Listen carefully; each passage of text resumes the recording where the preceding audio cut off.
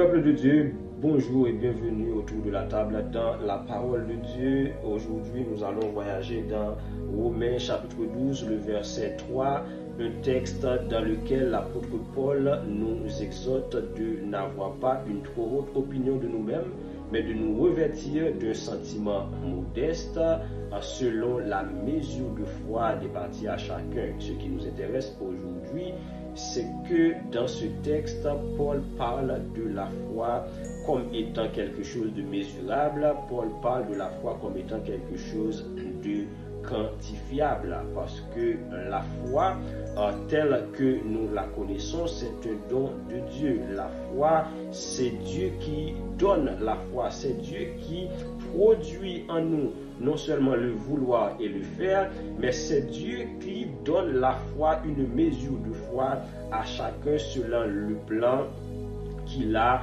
pour la vie de cette personne. Voilà pourquoi Paul exhorte les croyants de ne pas avoir une trop haute opinion d'eux-mêmes, mais à marcher dans l'humilité. Et Paul nous montre que cette mesure de foi n'est pas une comparaison compétitive, mais c'est juste que Dieu lui-même, il donne une mesure de foi à chacun pour remplir sa place dans le corps de Christ.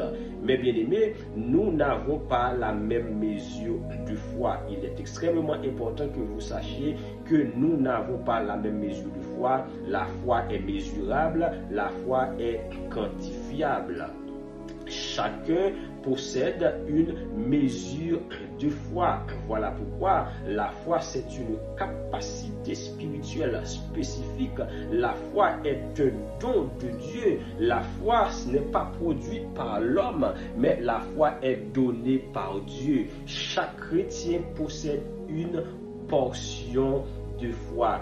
Il n'y a aucune personne qui possède, qui détienne la plénitude de la foi. Par moment de notre vie, la foi augmente et par moment, la foi diminue. Les problèmes de la vie, les soucis, les vicissitudes de la vie peuvent diminuer notre foi.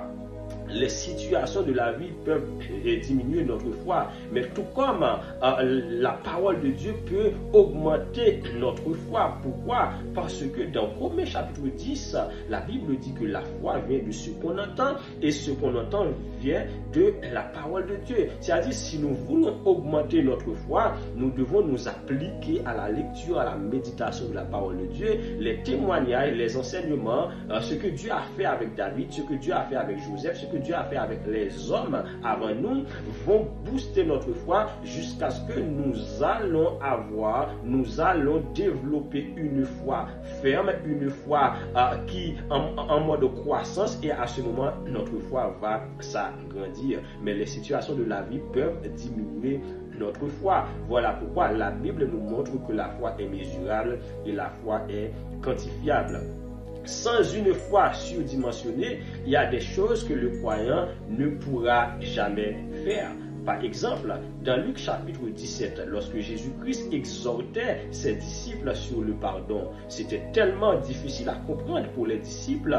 Ils ont même dit à Jésus-Christ, « Seigneur, augmente-nous la foi. » Mais pourquoi les disciples ont demandé à Jésus d'augmenter leur foi? C'est parce que Jésus-Christ était en train de parler du pardon. Mais bien aimé, pour pardonner, nous devons avoir une foi surdimensionnée, parce que n'importe qui ne peut pas pardonner. Sans la foi, nous ne pouvons pas pardonner. Jésus-Christ va dire, aimez vos ennemis. Il faut pardonner les personnes qui vous persécutent. Mais comment pardonner ces personnes sans la foi?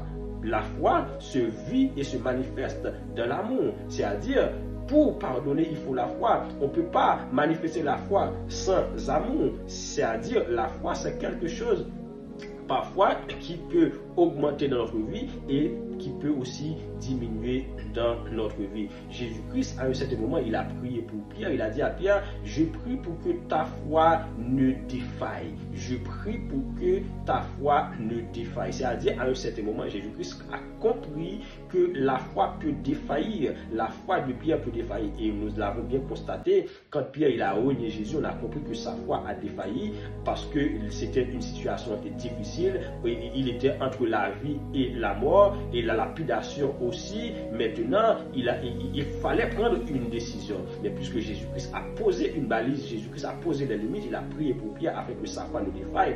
Nous avons constaté que Pierre, il a posé un acte de repentance. Mais bien aimé, nous devons demander à Dieu d'augmenter notre foi dans certaines situations parce que nous ne pouvons pas pardonner, nous ne pouvons pas continuer à aimer, nous ne pouvons pas continuer à fréquenter certaines personnes sans une foi surdimensionnée. La foi est mesurable, la foi est quantifiable, nous n'avons pas la même mesure de foi. Voilà pourquoi dans vos prières, demandez à Dieu d'augmenter votre foi et lisez la Bible, méditez la parole de Dieu pour faire grandir votre foi dans le Seigneur. Et que le Seigneur vous bénisse abondamment.